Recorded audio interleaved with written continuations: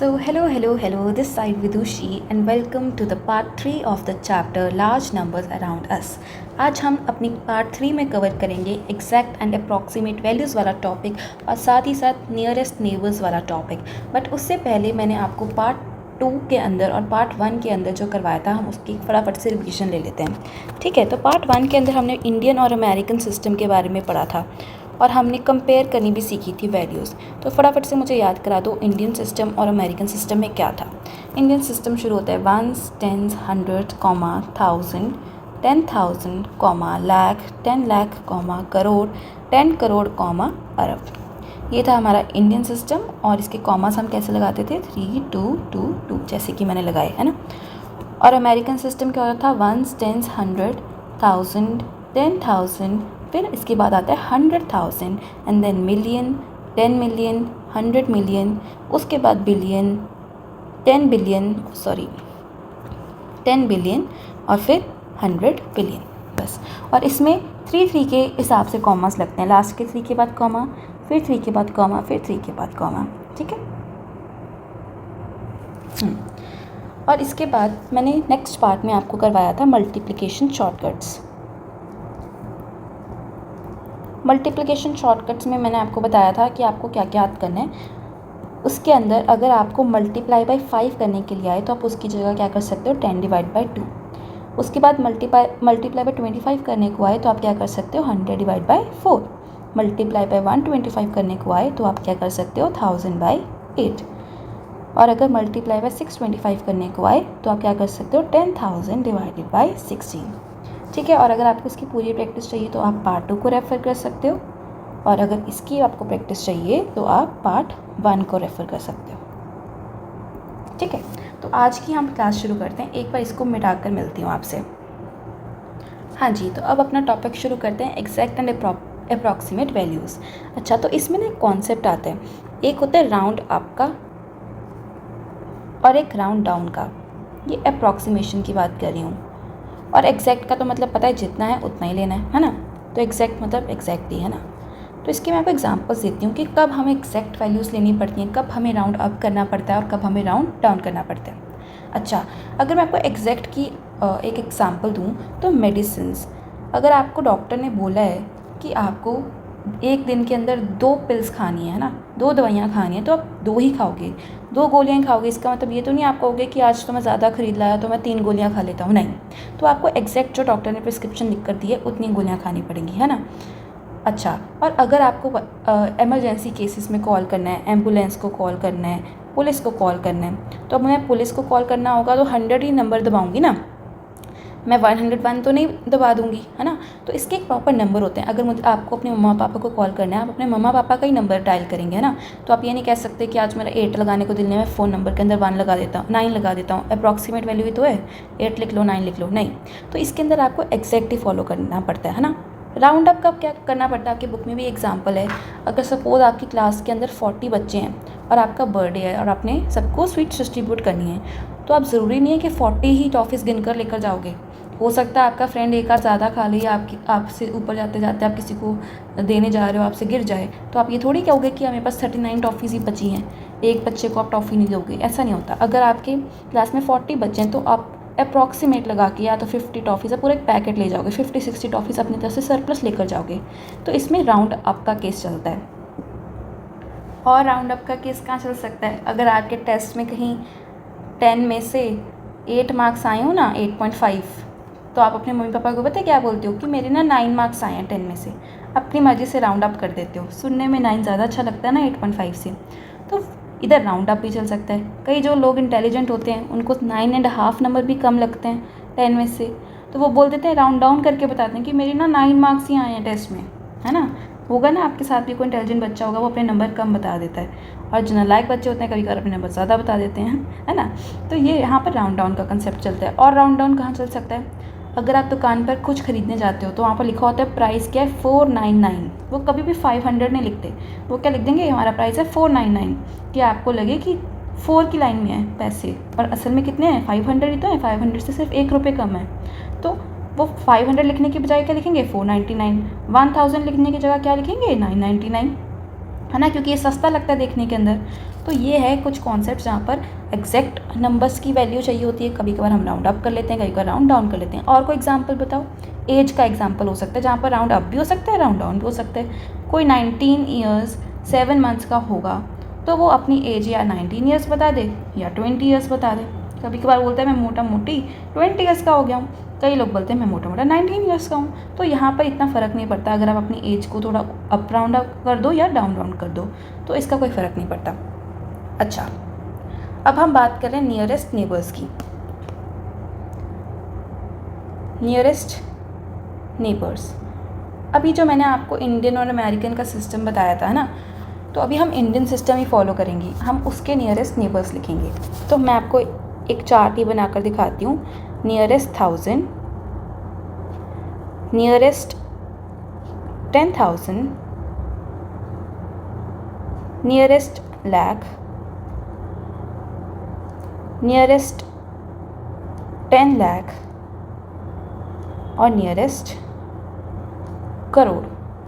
इसका जो आपकी बुक में एग्जांपल दिया है मैं वही वाला ले रही हूँ, जो कि क्या है 6,72,85,183। ठीक है, ये मैं एग्जाम्पल का क्वेश्चन ले रही हूँ जो पेज नंबर 11 पे दिया हुआ है। अच्छा, अगर मुझे नियरेस्ट 1000 बताना है तो कुछ नहीं करना आपने, यहाँ पे पहले नोटेशन लिखना नहीं भूलना। 1s, 10s, 100, 1000, 10,000, lakh, 10 lakh and crore. अब उन्होंने क्या पूछा पहले में, नियरेस्ट 1000 की वैल्यू कितनी आएगी।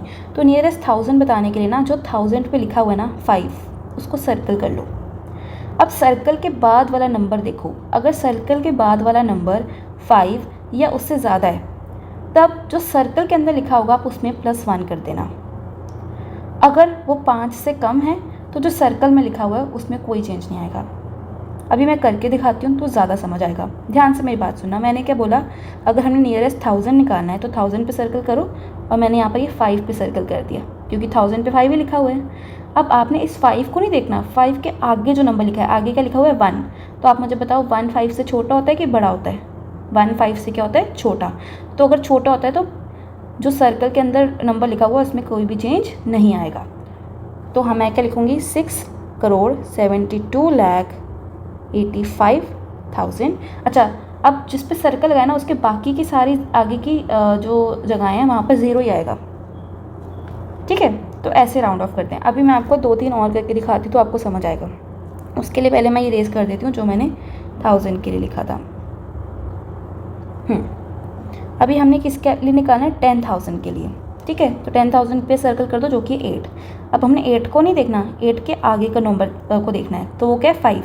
तो मैंने क्या कहा था 5, और अगर 5 से बड़ा हुआ तो आप जो सर्कल के अंदर नंबर लिखा हुआ उसके अंदर क्या कर दोगे, +1, और बाकी आगे वालों को क्या बना दोगे, 0। तो 6,72,00,000। अब यहाँ पर क्या हो जाएगा 90,000, क्योंकि 8 के अंदर जब हम +1 करेंगे तो क्या बन जाएगा 9। तो हम ऐसे लिखेंगे। आया समझ? अब एक और तरीके से समझो, नियरेस्ट लाख। एक और एग्जांपल देती हूँ तो और अच्छे से समझ आएगा। नियरेस्ट लाख के लिए अब हम क्या करेंगे, लाख वाले पे सर्कल कर देंगे। कर दिया। अब 2 को नहीं देखना, 2 के आगे वाले नंबर को देखना है, 8। 8 5 से बड़ा होता है ना, तो जो सर्कल के अंदर 2 लिखा है इसके अंदर +1 हो जाएगा, और बाकी के जो सारे आगे बचेंगे वो क्या बन जाएंगे, 0। तो अब क्या हो जाएगा 6,73,00,000। आया समझ? अच्छा, अब नियरेस्ट 10 लाख करना है तो हम क्या करते हैं, 10 लाख पे सर्कल बनाएंगे। 10 लाख पे क्या लिखा हुआ है, 7। हमने 7 को तो देखना ही नहीं, हमने उसके आगे वाले को देखना है। तो आगे क्या लिखा हुआ है, 2। 2 क्या होता है, 5 से कम।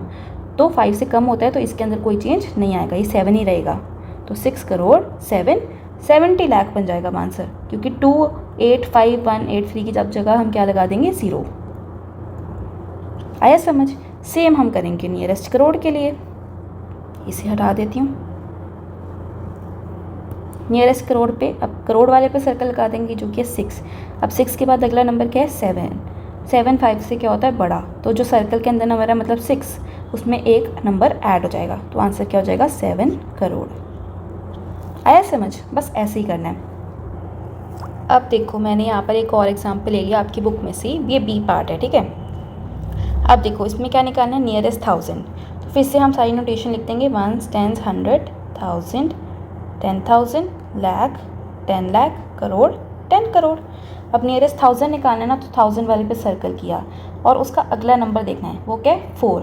4 तो 5 से छोटा होता है, मतलब सर्कल के अंदर कोई चेंज नहीं आएगा, तो हम एज इट इज़ लिख देंगे 29053, 2 एज इट इज़ रहेगा और 000, तो क्या बनेगा 29,05,32,000, कोई चेंज नहीं आया इसमें। अच्छा, अब नियरेस्ट, मैंने ये 10,000 वाली जगह लिख दिया, 2 सेकेंड, इसको ऊपर लिखना है। हाँ जी, अब हमने क्या देखना है, नियरेस्ट 10,000, तो 10,000 पे सर्कल किया। अब 10,000 का अगला नंबर देखो क्या लिखा हुआ है 2। 2 तो 5 से छोटा होता है, इसलिए 3 में भी कोई चेंज नहीं आएगा, तो क्या लिखेंगे 29053 और आगे सब वाले सारे नंबर क्या बन जाएंगे 0, तो 29,05,30,000 आंसर। ठीक है, अब नियरेस्ट लाख देखो, तो लाख वाले पे सर्कल। 5 से अगला नंबर क्या होता है 3 तो 5 से छोटा होता है, तो इसलिए 5 में भी कोई चेंज नहीं आएगा, तो 2905 और आगे वाले सारे 0। अब नियरेस्ट 10 लाख देखना है, तो 10 लाख वाले पे सर्कल मारो और सर्कल के आगे नंबर क्या लिखा हुआ है 5, तो मैंने क्या कहा था, अगर 5 और 5 से बड़ा नंबर होगा तो जो सर्कल में नंबर लिखा होगा उसमें +1 हो जाएगा, तो 0 के अंदर +1 क्या होता है 1, तो 29, अब ये क्या बन जाएगा 1 0 0 0 0 0 0, तो ये क्या बन गया 29 करोड़ 10 लाख। आया समझ। अब बचा क्या, नियरेस्ट करोड़ और 10 करोड़, तो करोड़ वाला करते हैं पहले। 9 पे सर्कल किया और उसके आगे क्या लिखा हुआ है 0, और 0 तो ऑब्वियसली 5 से छोटा है, तो 9 भी 9 ही रहेगा, उसमें कोई चेंज नहीं आएगा। ठीक है, तो 29 करोड़ लिख दिया। अब नियरेस्ट 10 करोड़ की पारी, तो 2 पे सर्कल किया और 2 से अगला नंबर क्या लिखा हुआ है 9। 9 तो 5 से बड़ा ही होता है, तो अब इस 2 में चेंज होएगा और इसमें क्या होगा +1। 2 + 1 कितना होता है 3, तो बस 30 करोड़ आंसर। तो अब मैं होप करती हूँ कि आपको नियरेस्ट नेबर्स में ये सब जितने भी नियरेस्ट 1000, नियरेस्ट 10,000 वगैरह निकालते हैं सब आ गए होंगे। ठीक है, तो यही आपका टॉपिक था, कितना सिंपल था। अब इससे जो नेक्स्ट वाले टॉपिक हैं वो हम अगले पार्ट में करेंगे। Thank you so much for watching, और अगर कोई भी डाउट होगा तो आप मुझसे कमेंट सेक्शन में पूछ सकते हो, और इसकी प्रैक्टिस एक बार घर पे आप ज़रूर करना। Thank you so much for watching, bye.